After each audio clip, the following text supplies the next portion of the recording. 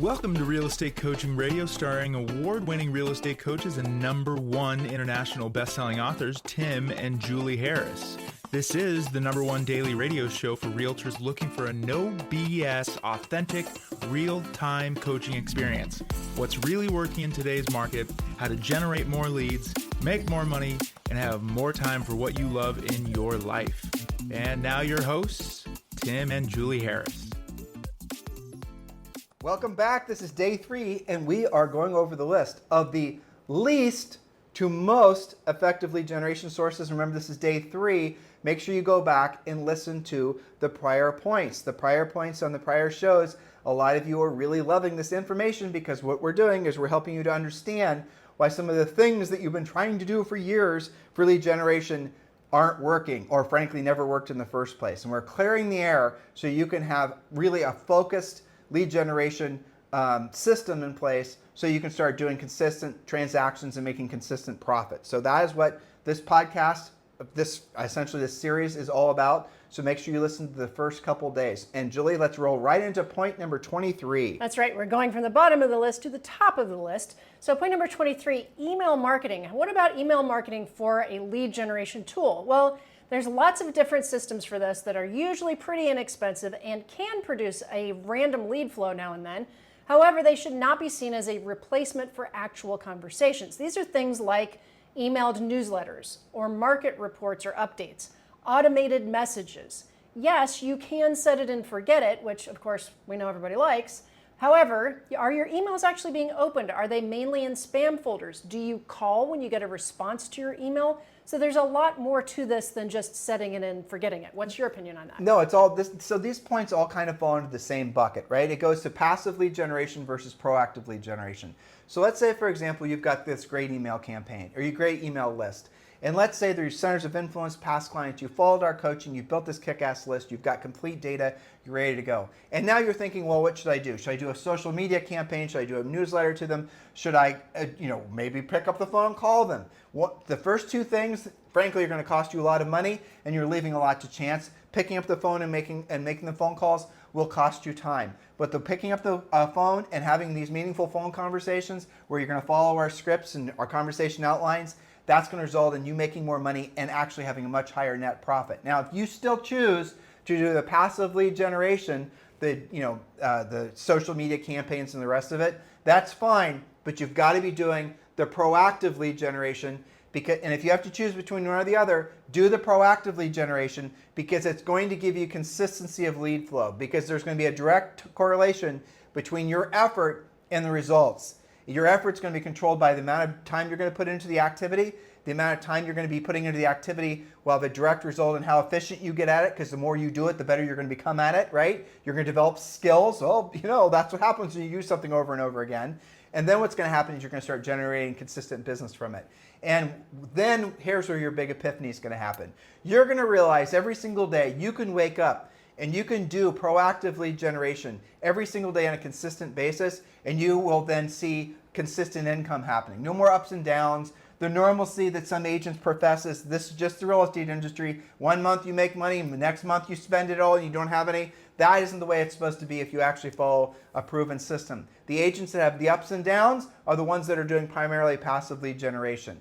Again, be clear, Julie and I we love marketing, branding, and advertising, but we love it in support of the proactive lead generation where you're having meaningful conversations. In a world where everybody's doing things passively and everything's about social media and being an influencer in one degree or the other, the agents, the professionals that are actually having the conversations are the ones that are making all the money. You should know that by now. If not, well, I just told you the truth. Point number 22. All right, number 22, blogging or content marketing, content creation, such as answering questions about real estate on different platforms, writing articles on your own blog or website, Nextdoor.com posts, WhatsApp that have specific curated groups on WhatsApp, apartment therapy agents sometimes use for first-time buyers who are looking to buy instead of rent, and private Facebook groups for neighborhoods or HOAs. Now, it's a low cost of time and a low cost of money and may net a random lead now and then, but it's not predictable, so it doesn't make it through that filter.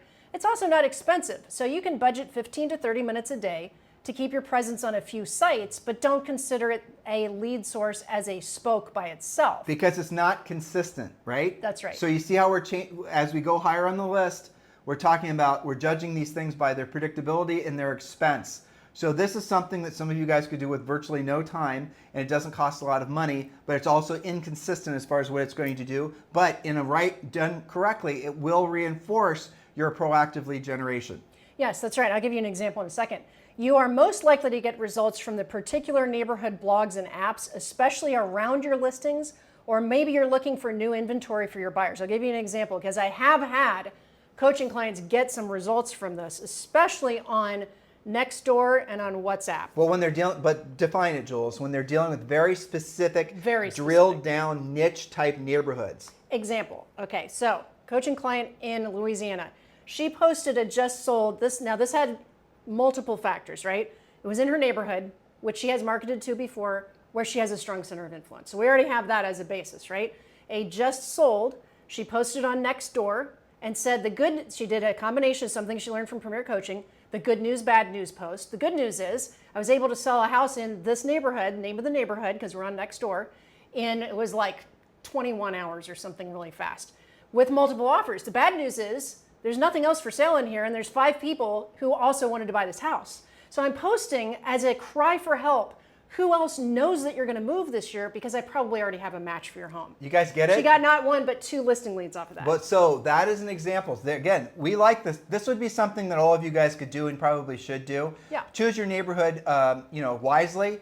And I know where we live, there's various Facebook groups and there's WhatsApp groups where a lot of, it's not obviously all the neighbors, but a lot of the neighbors. It's very robust, though. Very robust, and that would be a great source to go in there and at least get to know folks. And then when you go to the live events, that are mostly what the WhatsApp groups are talking about, they're going to know you from the post on WhatsApp. And then what you're doing is you're combining being a proactive lead generator and being a passive lead generator, and that's where the secret sauce actually happens. Yes, but I would agree with you. The more particular you can be, the more drilled down, the more likely you are to get results. I talked about WhatsApp and Nextdoor. You talked about some of the Facebook groups. Like for us, it's Dorado Beach Real Estate is its own Facebook thing. So we're starved for inventory here. People go there looking for what's happening in real estate. So you can do that. I like it because even though it's not a spoke by itself, it's low time commitment and it's low expense. But look at what it isn't, though. It isn't a place where people, your example aside, is not an example of where people are actually going because they're thinking about buying or selling real estate. That's true. You're just going there to make conversations that are online that you're hoping to take offline. That's all that is. Yes. So let's move on. Agreed. Point number 21. All right, number 21 is Google pay per click. Costs. Typically, a small campaign will cost $500 to $1,500 per month. How many months of this expenditure can you budget while you learn how to optimize Google pay per click? And obviously, if you pay somebody to do it for you, it's even going to be more expensive. That's just straight up on your ad campaign. So when they come to you and they say they'll run your pay per click campaigns for you, that's not including the actual money that's going to the actual ads on pay per click. Very well said. Now, skills required if you do try and figure it out yourself, the ability to write compelling, effective, and targeted ads that actually produce. Time required depends on how good you are at writing copy, creating a high converting landing page, and converting any leads that you do generate. The ROI depends on many, many factors. That's why it's lower on the list. For this reason, again, we rate it lower on our list. It's unpredictable, it's not duplicatable, it costs you time, it costs you money. You might have to hire somebody else to help you figure it out. Meanwhile, you're spending money before you've actually earned the money from this lead source. Anything you'd add to that? It's not predictable, it's not duplicatable, and it's not inexpensive. So, I mean... And it's complicated. I remember when all the pay-per-click stuff, I remember very clearly, it was in when we were selling real estate, and Google just started doing pay-per-click. Yep. And I remember it was over a long Christmas break, and I was messing around with it, and I remember we were absolutely killing leads from it because pay-per-click was brand new and everyone was curious about it. But it wasn't, and I remember when Realtor.com started doing a similar thing, and you could hyperlink out of the Realtor.com ads, you could actually run a direct lead from and it didn't cost you anything. All this stuff was free. I promise you guys, that shit really worked, but obviously now it's all changed. It's become oversaturated. There's too much competition. The consumers are, everything's changed. But look, Google pay-per-click, if you want to do it and reinforcing your offline proactive lead generation effort, then it might make sense, but it is a huge waste of money for most agents. And again, why do you do it? You're thinking that you should do it, and when it doesn't work and you go to the companies that are running the ads for you, you say, what the hell? They're going to tell you what? You got to wait. It's going to take longer for it to work, and you got to spend more money. Have you thought about updating your landing page? See, anytime they're going to come up, they're going to, when you hold somebody accountable, you're trying to hold somebody accountable, and they flip it back on you and say the reason that what you're paying for them to do isn't working is your fault, you know it's a lie. I mean, that should just be a filter that all of you guys should instantly have. Also very predictable. They're throwing objections at you. Is there something wrong with you? You've got to spend more money, more time. Your message isn't right. Maybe you need to buy another zip code. All of these things. Now, if you're running a pay-per-click campaign for a product, or maybe it's a new subdivision, and the pay-per-click campaign is going to be going to particular communities that would be the natural move-ups to that new subdivision, and you really, really spent a lot of time and effort and really drilled on it, well, that's going to generate some activity. But why the hell don't you just do some open houses instead?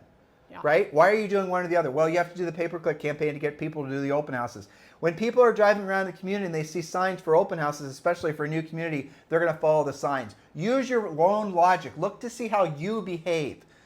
Look at your own behavior, and then why would, you know how you go about making decisions and who you're going to work with. It's almost always what? Who you already know, a referral from a trusted friend or advisor, and then we know that less than 10% of the people, less than 10% of the time, when someone's choosing to especially hire a service professional, are they actually responding to an ad. Those are the rules. I didn't make them. Learn from them so you don't have to waste a lot of money and time trying to figure all this out on your own. Point number 20, Julie. Point number 20, one of my favorites, audio media, of course, because we're on a podcast now, right? So podcasting, for example, note, we have a whole podcast series about how to start and run your own podcast, and I've posted the link here in the notes about how to create a podcast. Now, in addition to regular podcasts as you know them, there's also things like Clubhouse, Discord, Fireside Live, Facebook Live, and Telegram. There's a lot of these. Those are the top ones. Inexpensive expenditure of money, but can be really time consuming. It's ineffective if you only dabble. It can be very effective when you take it seriously and are super consistent and provide value. Now let me jump in here. Yes. So here's the deal with podcasting. There's the number of podcasts in the world is, I don't remember the number off the top of my head and I don't see it in your notes, but it's massive. The number of podcasts that get more than like 3 downloads ever is tiny. So it's just right now what you're seeing is essentially winner takes all. In the real estate space, it's at least 1, 2, or 3 of the most downloaded podcasts that are primarily focused on real estate agents. So Julie and I love podcasting. We'd strongly encourage you to do a podcast as well, but you're going to have to understand it's going to take time. We've done well over 5,000 podcasts. We've had well over 20 million downloads, probably more like 40 million downloads. But it's taken us well over a decade, and we do this podcast every single day, and not on the weekends. Are you willing to put in that that kind of effort? If you're not, you're probably not ever going to get any results, and you're going to be frustrated. So podcasts are going to start evolving because, and this is kind of the wild card on podcasts. This is the reason, frankly, I would suggest you guys do podcasts. It's because if you do a podcast and you really drill down on a particular niche, like when Julie and I sold real estate, at the latter stages of our real estate career, we're selling in the New Albany Country Club area. And we owned the website, newalbanyohio.com. If we were still there selling real estate, I promise you we'd have a podcast that was just about that community. We'd interview people that were local, school teachers, firefighters, the local travel agent. Business owners. We'd have people on that, just different people that are influential, that had influence inside the community. And we'd talk about whatever it was that people were talking about. That would be our podcast. We probably do it 2 or 3 days of the week. And that would be something we would do to reinforce Julie and I as being local experts. But we know it would never replace the in real life conversations we'd have to have. But if someone were, if we were competing for business and we say, we've got this podcast, this is what it's called, this is basically what it's focused on, and we're competing for an expired listing, that might be a really good listing tool. But you got to realize for you to actually get substantial business from it it's going to take forever. So maybe at the end of the day, what it is, it's maybe a hobby. Maybe it's a way for you to make new contacts, because you can invite these influential people in your community to be on your podcast. They're going to be honored by the fact that you invited them. And that in itself is worth doing, because then you'll be expanding your center of influence, because there's a law of reciprocity, right? I have someone on my podcast, that person kind of sort of maybe in a spiritual way almost feels like they owe me. So that's probably going to be a good referral source for me. Well, that's right. I like how you tied this to not just the podcast by itself, because everything you said, absolutely, we know that better than anyone, is a consistency. But to utilize it as a tool to expand your center of influence, to network, especially within the community. Now, something that maybe you can speak to more is it's not enough for the podcast to just exist on its own, because I think a lot of people listening probably could commit to doing it maybe once a week on a schedule. But you also have to promote the podcast. You have to get it out there. People have to know about it. Otherwise, you're going to have like your 3 best friends downloading your podcast. Well, so since you're bringing it up, here's the nice thing about iTunes. iTunes is a closed ecosystem. It's a walled garden, and iTunes really has no competitors. And iTunes will actually do a really good job of promoting your podcast for you based on the amount of and nobody actually even knows what the exact formula is. But what you want to be part of is the recommendation engine. One of the keys is if you're doing a podcast on New Albany, Ohio, for example, and there's no competing podcasts, you're probably going to get recommended more than if you're doing it on OSU football or something like that, where there's 10 billion podcasts on that particular topic. So if you niche down and you're doing a podcast and you're doing it consistently, iTunes will actually be your ally and help pumping that out to other people that are maybe also, and they know from, essentially they know from the person's download history, this person obviously is interested in Central Ohio, they're interested in real estate, maybe they'll like this podcast, they do the work for you, and you don't have to spend any money on that. So iTunes is a very special little widget that's, I think, uncorruptible. You can't fake downloads. You can fake YouTube views. You can fake subscribers.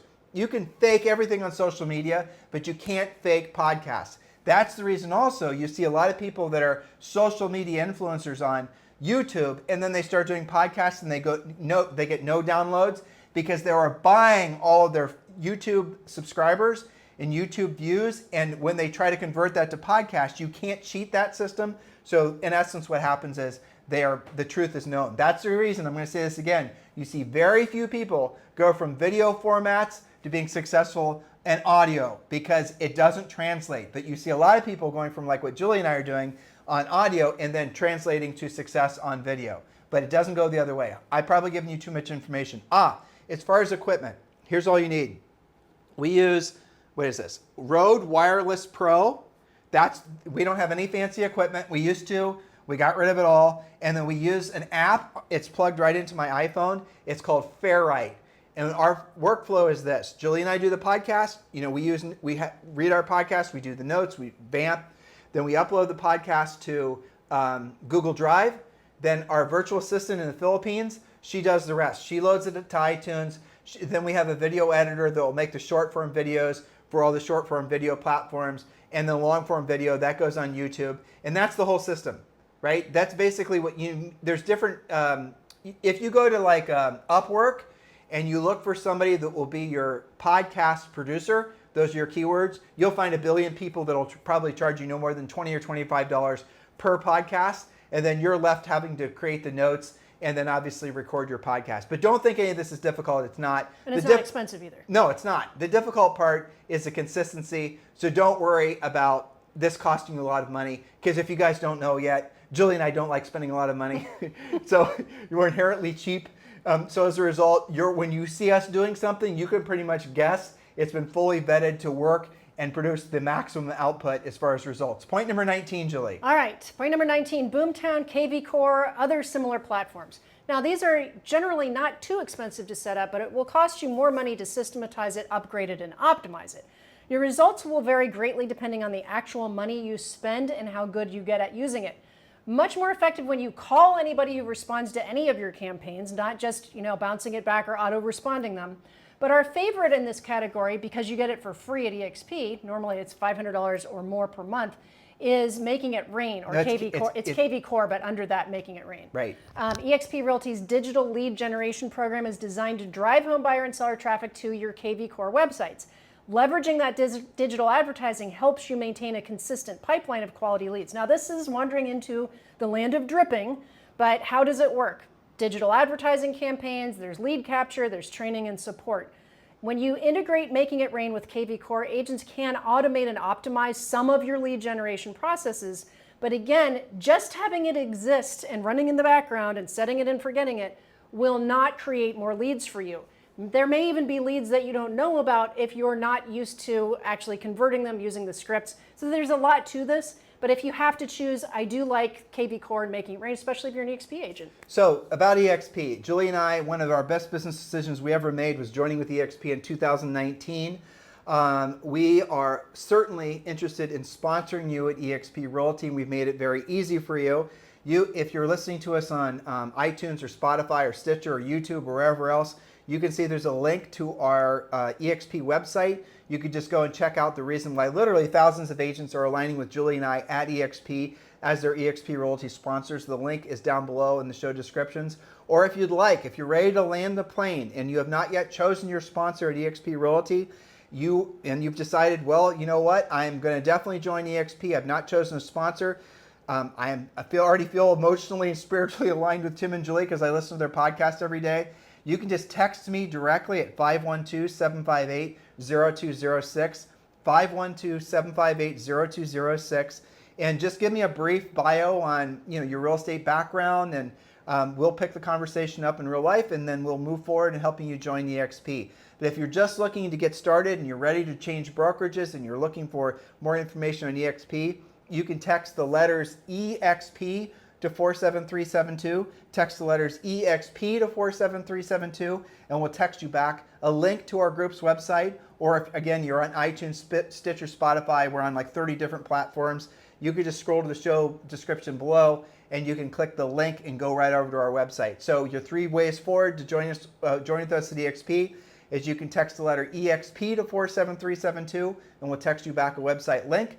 You could scroll down below if you're on YouTube or whatever, and you can click the website link and go right to our proprietary website where you can learn about all the benefits you get with aligning with Julie and I at EXP. Or if you're ready to land the plane, if you've got maybe a team or a brokerage, you could text me directly at 512-758-0206. Either way, you should seriously be considering joining with Julie and I at EXP Realty. Julie, point number 18. All right, our lead sources are steadily improving, both with ROI, predictability, and results. Okay, so number 18, your professional sphere of influence or center of influence. Now, who is that?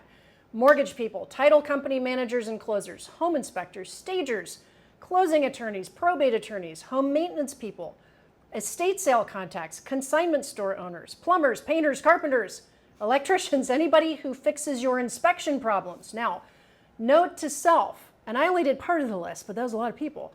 All of the people I just mentioned come into contact with potential buyers and sellers all the time. But this is what's really critical. Yes. You can't just assume that your home inspector is going to send you leads. Right. You can't just assume the title gal who sells you title insurance is going to send you leads. You cannot just assume your candlestick maker, your cobbler, your roofer are just going to send you leads. Because after all, they all know you're in real estate. You're famous after all. Everyone's going to send you leads. You have to ask. That's right. And you have to ask using our conversation outlines. Oh, by the way, Bob, who do you know is thinking about buying or selling real estate that I should be helping in this market? Hey, Bob, I've set a goal for myself for this month to help 3 people buy a home. Who do you know that I should be helping? You've got to ask everyone, and then you've got to consistently remind them. If your ego is too big to ask for business, that's the reason that your paychecks are non-existent or frankly too small. There's a direct correlation between the number of people that you offer to be of help to and the amount of money that you're going to make. It's not difficult.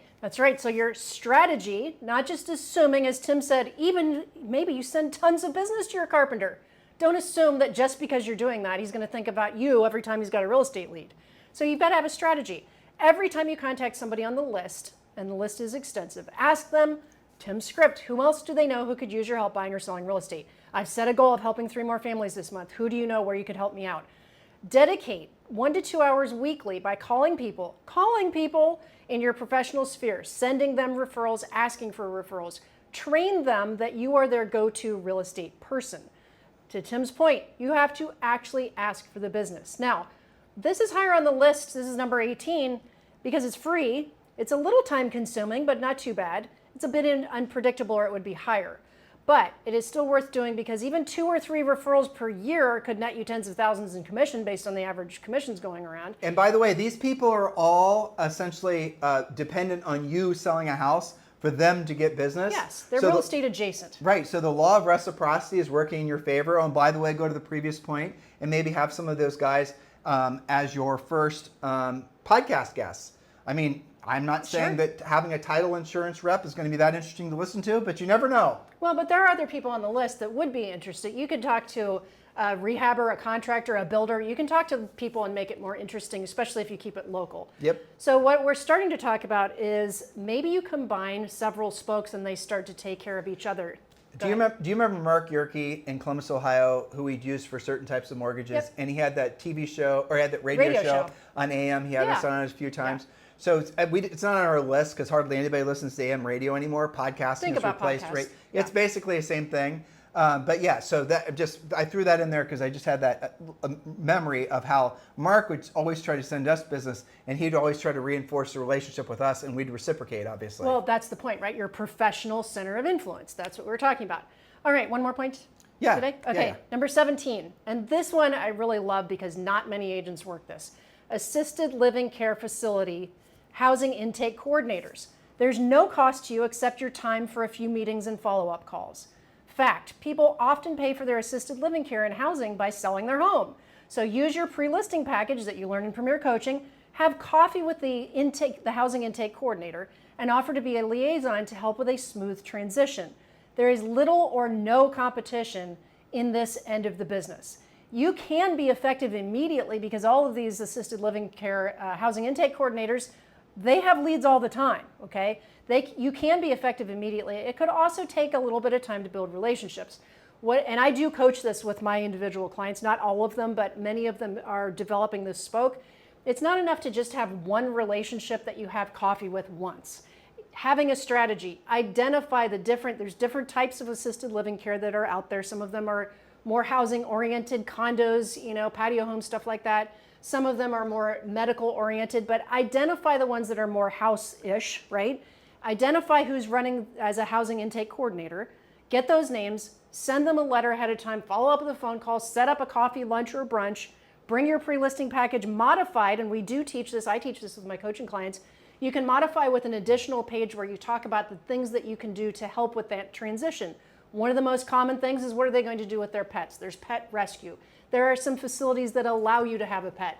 There's different things that you can talk about to provide services, estate planning, all of that kind of stuff. So I like this spoke because it's proactive and inexpensive. Do you have probate attorneys on your list? Yes. Okay, I figured you did. All right, so we are going to pick up tomorrow where we left off today. Hopefully you're loving this podcast series that we're doing. Hopefully we're giving you guys a lot of clarity about why things work, why things don't, what you should be focusing on, where your spokes are maybe needing replaced. Things that worked in the past don't necessarily work now. And don't think that because something's not working now, it's your fault. It's some deficiency with you. Nope, it just changed. So you need to adjust. You need to adapt. That's just the nature of life. And be excited about it. Don't procrastinate. We're giving you as much drill down facts as we can. Remember, you can get all of these notes. Frankly, we're not even sharing with you for the sake of time that are in our notes. Just go to harrisrealestatedaily.com. That is our daily newsletter that includes notes exclusively for our podcast listeners, as well as the daily podcast and a lot of other exclusive content. harrisrealestatedaily.com. Make sure you subscribe. We'll talk with you on the show tomorrow. This podcast is a part of the C-Suite Radio Network. For more top business podcasts, visit c-suiteradio.com.